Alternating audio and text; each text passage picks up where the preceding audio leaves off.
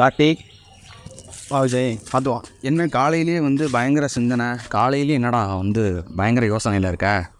இல்லை ஃப்ரெண்டோட சிஸ்டர். சரி. 2 வருஷத்துக்கு முன்னாடி மேரேஜ் ஆயிடுச்சு. ஓகே. ஹஸ்பண்ட் வந்து இறந்துட்டாங்க. வந்துட்டாங்க. சரி, இப்போ வந்து கல்யாணம் பண்ணலான்னு இருக்காங்க, மறுமணம் பண்ணலான்னு இருக்காங்க. ஸோ அதான் என்ன பண்ணலாம்னு சொல்லி கேட்டான். எங்கள் சோர்ஸ் இல்லைடா, இப்போ கடன் வாங்கி தான் பண்ணுற மாதிரி இருக்குது. நாளைக்கு அந்த பணம் ஏதோ வர மாதிரி எதுவும் கவர்மெண்ட் ஸ்கீம் இருக்கான்னு சொல்லி கேட்டான். சரி, நான் பார்த்து சொல்கிறேன், எல்லாம் ஃப்ரெண்ட்டை கேட்டு சொல்கிறேன் அப்படின்னு சொன்னேன். ஸோ அதான் யோசிச்சுட்டு தான் நீ வந்துட்ட.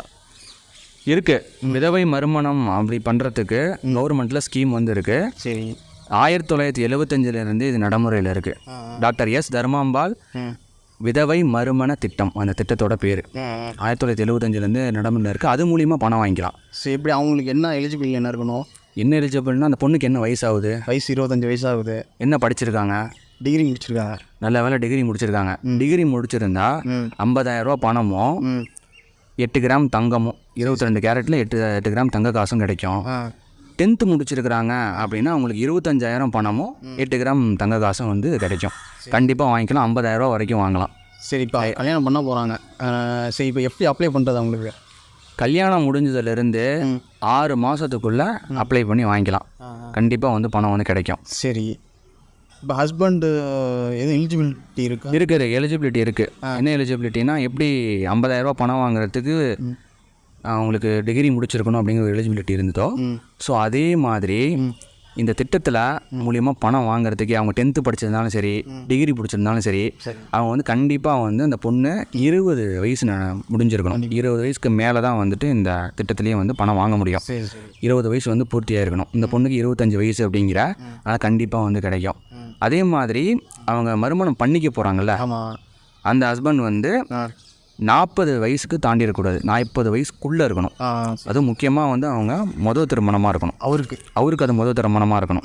ஏன்னா முதல் திருமணமாக இருந்து அவங்க வந்து வாழ்க்கை கொடுக்குறாங்க அப்படின்னா அது பெரிய விஷயம். ஸோ அதனால் வந்து அந்த மாதிரி அவங்களுக்கு முதல் திருமணமாக இருந்து 40 வயசை தாண்டாமல் இருந்தது அப்படின்னா கண்டிப்பாக 50,000 ரூபா பணம் வந்து வாங்கிக்கலாம். சரி, எங்கே அப்ளை பண்ணோம்? இந்த திட்டமே வந்து பார்த்திங்கன்னா சமூக நல துறையில் தான் வருது. நம்ம தமிழ்நாடு கவர்மெண்ட் சமூக நலத்துறை கீழே தான் வருது. ஒவ்வொரு மாவட்டத்துலேயும் சமூக நல அலுவலர்னு ஒருத்தர் இருப்பார். அவரை போய் பார்த்து படிவத்தை வாங்கணும். அந்த படிவத்தை வாங்கி அங்கே பூர்த்தி பண்ணி கொடுக்கணும். இதோட சில ப்ரூஃபும் வைக்கணும். என்ன ப்ரூஃப்னால், இந்த பொண்ணுக்கு ஏற்கனவே கல்யாணம் ஆனது, அதுக்கடுத்தது கணவர் இறந்துட்டாங்க அப்படிங்கிற அந்த இறப்பு சான்றிதழ், அதுக்கு அடுத்தது வந்து பார்த்திங்கன்னா விதவை சான்றிதழ் எடுத்திருப்பாங்க. அந்த விதவை சான்றிதழ் அட்டாச் பண்ணி அவங்க கொடுத்தாங்க அப்படின்னா மேரேஜ் நடந்ததுலேருந்து கண்டிப்பாக வந்து 6 மாதத்துக்குள்ளே பண்ணிடணும். முடிஞ்ச வரைக்கும் சீக்கிரமாக பண்ணுறது நல்லது. ஏன்னா சீக்கிரமாக வந்து பணம் வர்றதுக்கு. எப்படி பணம் வரும்னா எப்படி போய் வாங்கணுமா, இல்லை எப்படி பணம் கிடைக்கும்? பணம் அப்படிங்கிறது வந்து 2 விதமாக வந்து கொடுக்குறாங்க. ஓகேவா? அதாவது நம்ம அப்ளை பண்ணும் போதே நம்மளோட பேங்க் அக்கௌண்ட் நம்பர் வாங்கிடுவாங்க. அந்த அக்கௌண்ட்டில் வந்து பணம் வந்து டிரான்சாக்ஷன் வந்து பண்ணி விட்ருவாங்க. ஓகேவா? இப்போ 25,000 வந்து இந்த இப்போ 10th சொல்கிறேன் பாரு, 10th வந்து முடிச்சிருக்கிறாங்க அப்படின்னா அவங்களுக்கு 25,000 பணம் தங்க காசுன்னு சொன்னோன்னா, அந்த 25,000 அதில் 10,000 ரூபா வந்து தேசிய சேமிப்பு பத்திரமாகவும் மீதி 15,000 வந்து டிரான்சாக்ஷன் மூலியமாக நம்ம அக்கௌண்ட்லேயும் ஏற்றி விட்ருவாங்க. ஆமாம்.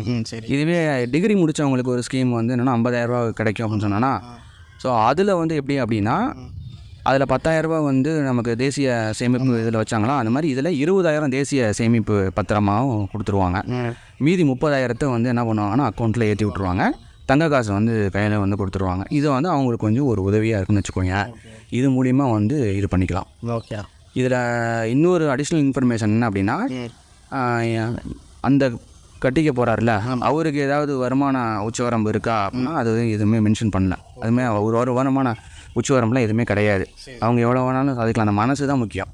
ஓகேவா? ஸோ இது முன் வந்து அவங்க பண்ணுறாங்க அப்படின்னா இது மூலிமா அப்ளை பண்ண சொல்லு. சிம்பிளாக பண்ணாலும் சரி. ஓகேவா? 50,000 ரூபா வரைக்கும் பணம் வாங்க முடியும். அது உன் ஃப்ரெண்டுக்கு வந்து கண்டிப்பாக யூஸ்ஃபுல்லாக இருக்கும். ஓகேடா, சரியா? கண்டிப்பாக இன்ஃபார்ம் பண்ணிவிடு. ஓகே சார், நான் டீ சாப்பிட்டு வரோம். சரி, ஓகே, கிளம்புவோம். ஸோ இதுவரை நம்ம பார்த்தது டாக்டர் தர்மாம்பாள் அம்மையார் நினைவு விதவை மறுமண நிதி உதவி திட்டம் அப்படிங்கிறது தான். ஓகேங்களா? ஸோ இந்த திட்டம் வந்து பார்த்திங்கன்னா 1975 கொண்டு வந்திருக்காங்க. ஸோ திருமணமான ஒரு பெண் அவங்களுடைய கணவனை வந்து இழந்துட்டாங்க. ஸோ அப்படின்றப்ப அவங்க விதவை ஆயிடுறாங்க. ஸோ அவங்க மறுமணம் வந்து செஞ்சுக்கிறாங்க அப்படின்னா அவங்களுக்கு உதவி செய்யணும் அப்படிங்கிறதுக்காக அரசாங்கத்தால் கொண்டு வரப்பட்டது தான் இந்த டாக்டர் தர்மாம்பாள் அம்மையார் நினைவு விதவை மறுமண நிதி உதவி திட்டம் அப்படிங்கிறது. ஸோ இந்த ஸ்கீமை அந்த மறுமணமான பெண் எப்படி வாங்கலாம் அப்படின்னு சொல்லி பார்த்தீங்கன்னா, அவங்க மறுமணம் செஞ்ச பிறகு கரெக்டாக 6 மாதத்துக்குள்ளே இவங்க அப்ளை பண்ணி வாங்கிக்கலாம். ஓகேங்களா? அதே மாதிரி அந்த பெண்ணுக்கு வந்து பார்த்தீங்கன்னா 20 வயசு வந்து கண்டிப்பாக முடிஞ்சிருக்கணும். அது மட்டும் இல்லாமல் கல்வி தகுதி வந்து பார்த்தீங்கன்னா, இப்போ 10வது தான் படிச்சிருக்காங்க அப்படின்னா அவங்களுக்கு 25,000 ரூபா பணமும் 8 கிராம் தங்க காசும் தராங்க. இதுவே அவங்க வந்து டிகிரி முடிச்சிருந்தாங்க அப்படின்னா அவங்களுக்கு 50,000 ரூபா பணமும் 8 கிராம் தங்க காசும் தராங்க.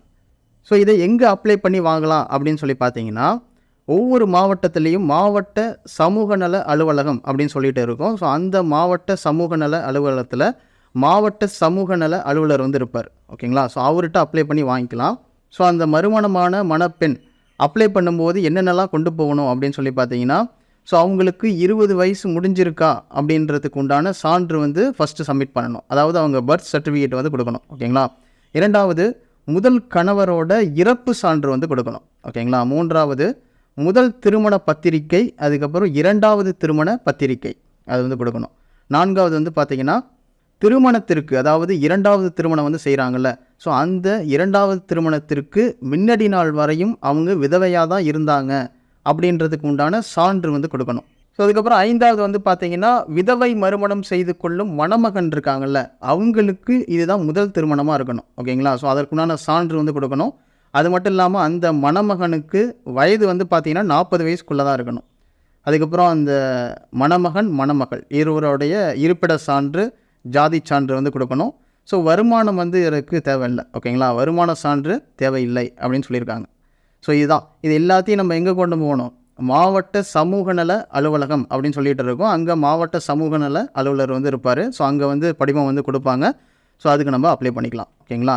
ஸோ இந்த ஸ்கீமை பொறுத்த வரையும் விதவை மறுமணத்திற்கு உதவி செய்யணும் அப்படிங்கிறதுக்காக அரசாங்கத்தால் கொண்டு வரப்பட்ட ஒரு ஸ்கீம் தான் வந்து பார்த்திங்கன்னா டாக்டர் தர்மாம்பாள் அம்மையார் நினைவு விதவை மறுமண நிதி உதவி திட்டம் அப்படிங்கிறது. ஓகேங்களா?